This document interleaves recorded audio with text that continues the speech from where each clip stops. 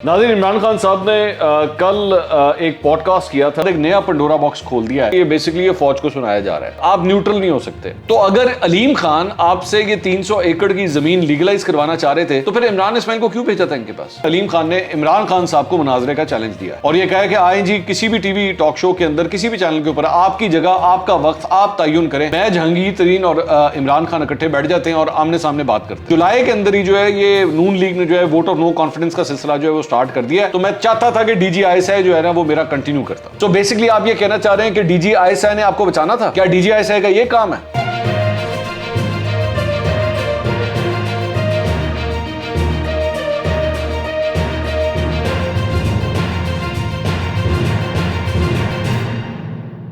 अस्सलाम वालेकुम नाज़रीन, मैं हूं मंसूर अली खान। अपने YouTube चैनल के ऊपर आपको खुशामदीद कहूँगा। सबसे पहले आपसे दरख्वास्त के चैनल को सब्सक्राइब करना मत भूलिएगा और बेल आइकन ज़रूर प्रेस कीजिएगा।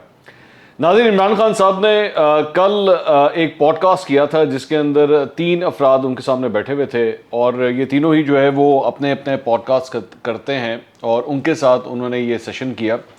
ये तकरीबन 1 घंटा 35 मिनट का ये सेशन था। पूरा सेशन मैंने बैठ के सुना है। सबसे पहले just word on the people who were interviewing him. 3 अफराद थे, जुनैद अकरम साहब, मुजम्मिल हसन साहब और तलहा साहब।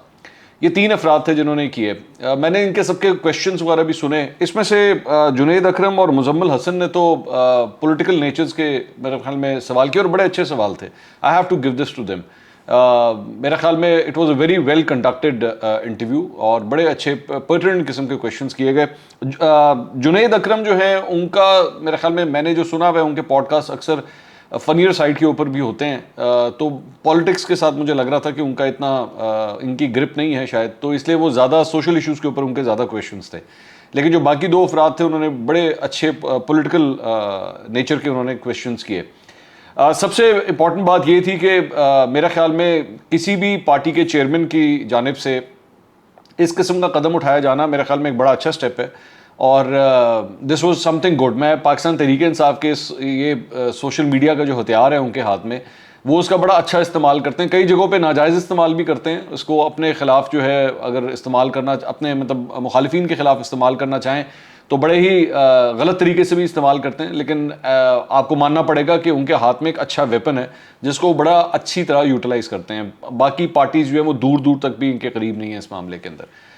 इस तरह के सेशन जाहिर बात है दीगर पार्टियों के रहनुमाओं को भी करने चाहिए, लेकिन वो नहीं करते। इमरान खान साहब ने जो है वो इसका एक अच्छा कदम उठाया है। बड़ा लंबा सेशन था ये। आई विश के इतने ही लंबे सेशंस जो हैं वो एंकरों के साथ भी कभी लगाया करें, टेलीविज़न एंकर्स के साथ, और ऐसे क्वेश्चंस जो हैं वो भी कर सकें क्वेश्चंस। और मतलब जाहिर बात है हर बंदा ये, मैं भी चाहे इंटरव्यू कर लूँ ना तो कोई और एंकर यही कहेगा कि जनाब मैं इस तो भी बेहतर कर सकता थी, मैं ये इससे भी बेहतर सवाल कर सकता था। लेकिन मैं ये समझता हूँ कि हर आदमी के जो है अपने एक सेट ऑफ क्वेश्चंस होते हैं जो वो करते हैं, और इन लोगों ने भी जो है मेरी नज़र में अच्छे क्वेश्चंस किए हैं। दे weren't बैड। अच्छा अपना होमवर्क करके गए हुए थे। तो ओवरऑल मैं जो पॉडकास्ट करने वाले लोग थे उनके लिए तो बड़े अच्छे मेरे रिव्यूज़ हैं।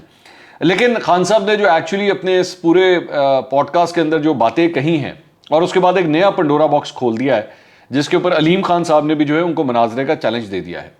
मैं उसके ऊपर भी अभी ज़रा तफसील से बात करता हूँ, लेकिन जो चंद पॉइंटर्स मैंने निकाले हैं इनके इस इंटरव्यू के दौरान ज़रा पहले उसके ऊपर बात कर लें।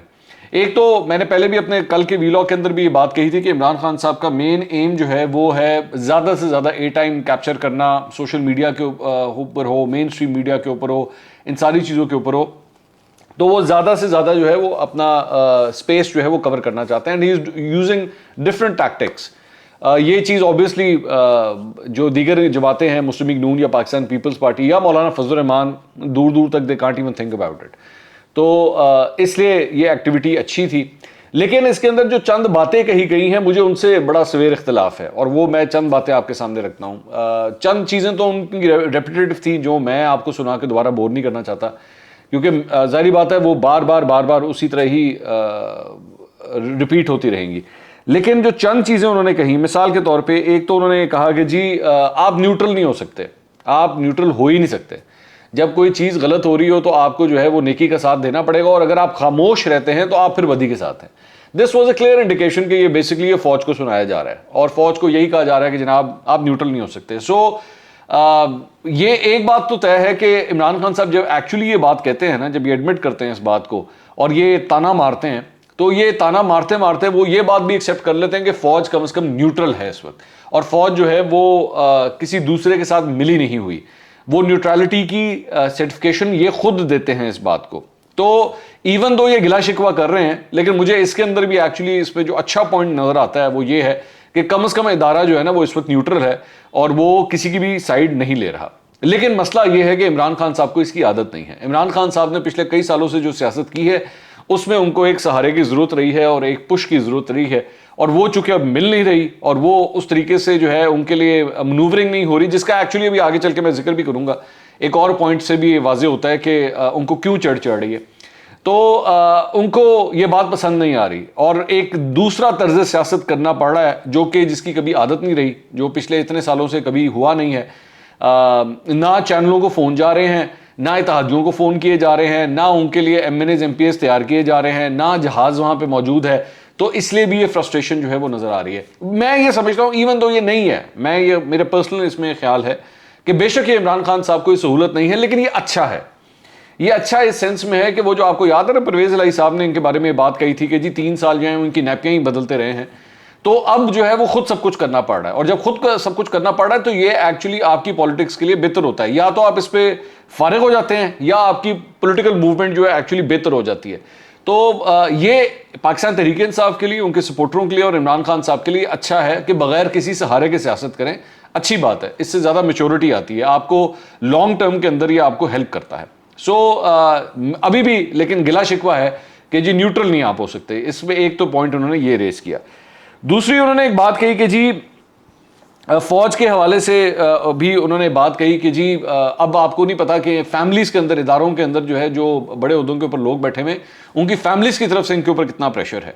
और फैमिलीज जो हैं वो ये चाहती हैं कि जनाब आप जो है ना वो सही लोगों के साथ हों और इदारों के लोगों के ऊपर जो है वो जो इदारों में काम करते हैं लोग, उनके ऊपर प्रेशर होगा। सो बेसिकली ये इनकी एक स्ट्रैटेजी का हिस्सा है, जो कि गलत नहीं है, मेरा ख्याल में ठीक है। मतलब आप घर का प्रेशर डेवलप करवाने की कोशिश कर रहे हैं, ठीक है, करते रहें, अच्छी बात है। लेकिन क्या घरों के प्रेशरों की वजह से जो है वो इदारे अपनी पॉलिसीज़ बनाते हैं? मेरा नहीं ख्याल इस तरह होता है। घर पे आपका बेटा या आपकी बेटी या आपकी बेगम या आपके माँ बाप बैठ के आपको नहीं बताते कि आपने जाके जॉब किस तरह करनी है। आपने जॉब उस तरह करनी होती है जिस तरह इदारे का एक मैंडेट आपको दिया गया होता है, और जो आपको बताया जाता है इदारे की जो पॉलिसी होती है आपको उस पॉलिसी के साथ चलना होता है। आप अपने बीवी बच्चों के कहने के ऊपर जो है उस पॉलिसी से इनहराफ नहीं कर सकते। या तो अगर आपको इतनी तकलीफ होती है तो फिर आप अपने ओहदे से रिज़ाइन कर देते हैं, लेकिन आप इस तरह कहने के ऊपर जो है वो अपनी पॉलिसीज़ को चेंज नहीं कर सकते। तो एक तो ये बात।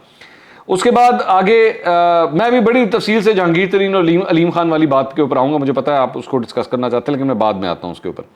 उसके बाद उन्होंने कहा कि जी कोर्ट्स जो हैं वो कोर्ट्स के अंदर जो है वो फैसले, कोर्ट्स तो आज़ाद हैं और कोर्ट्स के अंदर फैसले नहीं दिए जा रहे थे।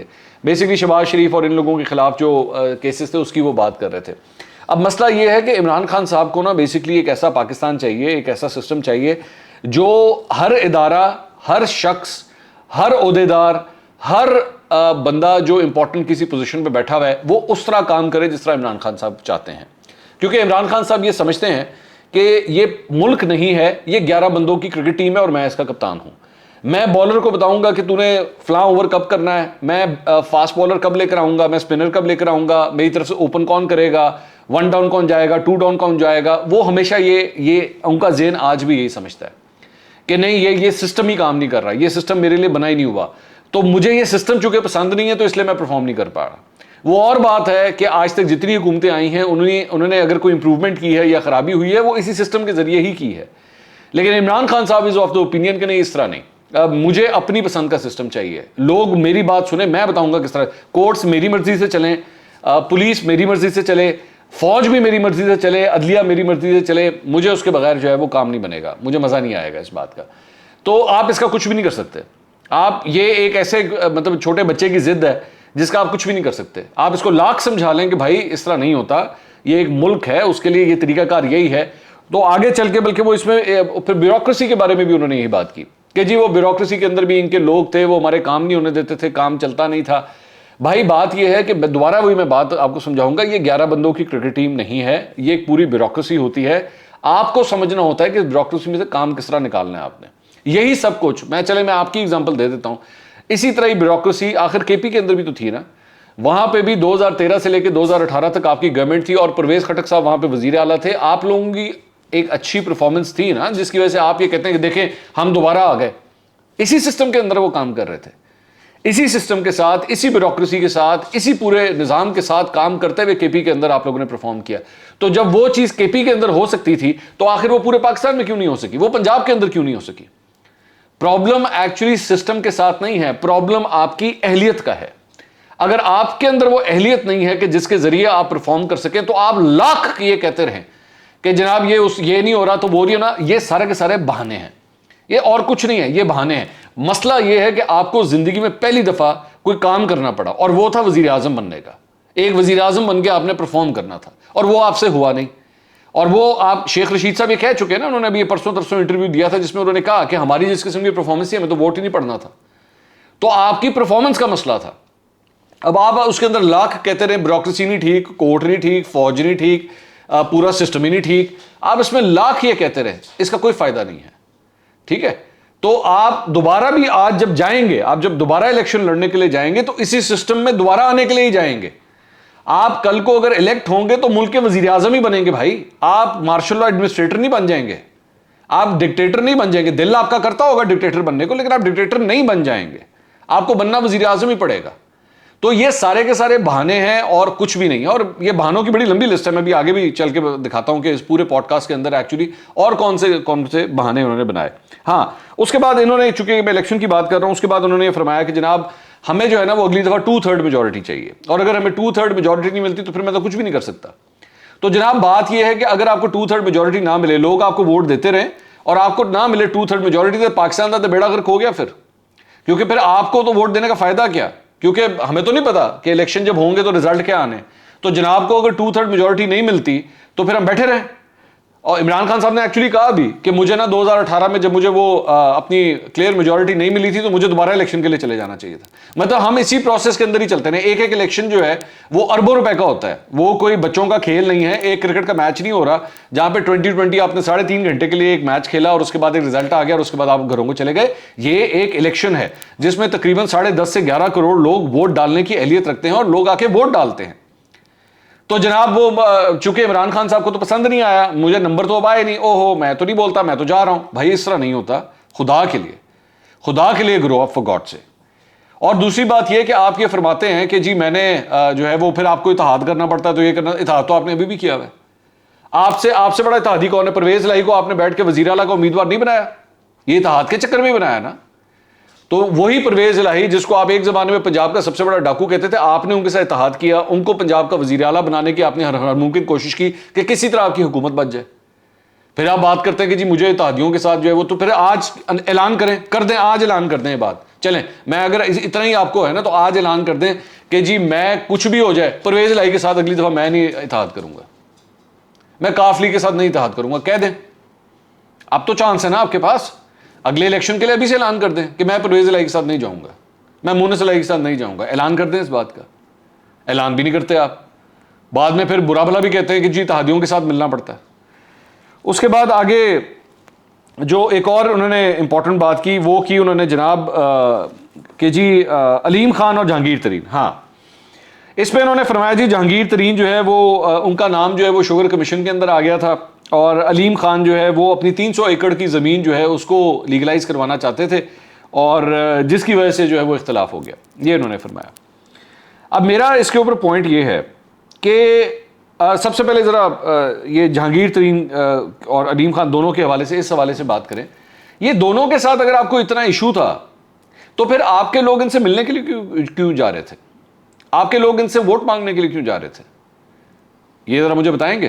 क्योंकि आखिरी इतलात तक आपको अगर याद होगा, अलीम खान से तो आपने साबिक गवर्नर सिंध इमरान इस्माइल साहब को एक्चुअली इनके घर भेजा था कि जाओ जाके मनाओ उसको जाके। तो फिर आप इनको मना किस बात पे रहे थे? और अलीम खान के साथ जब उसके बाद वो जिस दिन वो मुलाकात हुई थी उसके अगले दिन अलीम, ये वो तब की बात है जब अलीम खान एक्चुअली जहांगीर तरीन ग्रुप के पास गए थे, आपको याद होगा। तो उसके उसी रात को गालबन या उसके अगले दिन जो है वो इमरान इस्माइल साहब को भेज दिया गया था इनसे मिलने के लिए। तो अगर अलीम खान आपसे ये 300 एकड़ की जमीन लीगलाइज करवाना चाह रहे थे तो फिर इमरान इस्माइल को क्यों भेजा था इनके पास? और उसके बाद अगले दिन अलीम खान जब इस्लामाबाद गए थे तो फवाद चौधरी और परवेज खटक इनसे मिलने के लिए क्यों गए थे, और इनको क्या कन्विंस करने की आप कोशिश कर रहे थे, और तब तक क्यों ये कह रहे थे, बार बार ये बातें क्यों की जा रही थी आपकी पार्टी की जानिब से कि नहीं नहीं अलीम खान कहीं नहीं जा रहे, हमारे साथ ही हैं वो। अब चूंकि उन्होंने आपके खिलाफ वोट दे दिया है और अपनी पोजीशन वाजे कर दी है, तो अब आपको उनका 300 एकड़ जो है वो आपको याद आ गया। और यही जहांगीर तरीन इसके साथ, क्या ये हकीकत नहीं है कि आप लोगों ने इनको भी मनाने की भरपूर कोशिश की? क्या ये हकीकत नहीं है कि आपके एक सीनियर वजीर ने एक्चुअली ओन चौधरी को, मैं कोट कर रहा हूं, मुझे डिनाई कीजिएगा अगर मैं गलत कह रहा हूं, तो आपके एक वजीर ने ओन चौधरी से राब्ता करके कहा था कि जनाब हम आपकी मुलाकात फिक्स करवाना चाहते हैं इनकी जहांगीर तरीन की और इमरान खान साहब की? क्या ये हकीकत नहीं है? तो तब तक तो शुगर कमीशन के हवाले से तो बहुत देर हो चुकी थी, और आपके लोग बैठ के टॉक शोज के अंदर ये क्यों कहते थे कि जी जहांगीर तरीन हमारा बड़ा इंपॉर्टेंट एलिमेंट है? अगर आपने वाकई इतना बड़ा मसला था तो जब शुगर कमीशन रिपोर्ट आई थी उस वक्त फारिग कर देना था ना उनको। इनके लोगों के साथ उस्मान बुज़दार की मुलाकातें क्यों हो रही थी? किस बात की मुलाकातें करवाते थे? कहते थे भाड़ में जाए, नहीं मिलते हम, हुकूमत जाती है तो जाए। हकीकत यह है कि आपने इन दोनों लोगों के साथ, जहांगीर तरीन और अलीम खान के साथ, आपने तब तक अपना इत्तेहाद रखा जब तक आपके एक्चुअली उन्होंने खुदाफिज नहीं कह दिया, और आपने भरपूर कोशिश की कि वो ना जा सके। आपने हत्तुल इम्कान कोशिश की कि वो ना निकले पूरे सिस्टम में से, लेकिन जब वो सिस्टम में से निकल गए, आज आपको उन दोनों की बुराइयां जो है वो नजर आ गई। उसके बाद इसी दौरान इन्होंने ये भी फरमाया, या अलीम खान का भी बल्कि उसके बाद बयान आ गया, जिसमें अलीम खान ने इमरान खान साहब को मुनाजरे का चैलेंज दिया है और यह कहा कि आए जी किसी भी टीवी टॉक शो के अंदर, किसी भी चैनल के ऊपर आपकी जगह, आपका वक्त आप तयन करें, मैं जहांगीर तरीन और इमरान खान इकट्ठे बैठ जाते हैं और आमने सामने बात करते हैं। एक्सेप्ट करेंगे मुनाजरे को, इस चैलेंज को एक्सेप्ट करेंगे आप? क्योंकि अलीम खान ने यह भी कहा कि आपकी गलत फहमी है, मामला 300 एकड़ का नहीं है, मेरे पास 3000 एकड़ है उस हाउसिंग स्कीम के अंदर, और कुल मिला के मेरे ख्याल में उन्होंने कहा कि मेरे पास तकरीबन कोई 10,000 एकड़ की जमीन है मेरे पास। तो अगर इतना ही उनके साथ मसला था, और उसके बाद उन्होंने ये भी कहा कि आप एक्चुअली उनके पास गए थे पैसे मांगने के लिए, अपनी पार्टी के लिए आप गए थे उनके पास पैसे मांगने के लिए। तो अलीम खान के साथ 3.5 साल तो कभी कोई मसला नहीं रहा, आपने उनको सीनियर वजीर तक बना के रखा अपनी कैबिनेट के अंदर। तो अगर वाकई वो 300 एकड़ का इतना मसला था तो आप उनको उसी वक्त फारिग कर देते। आपने फारिग क्यों नहीं किया उनको?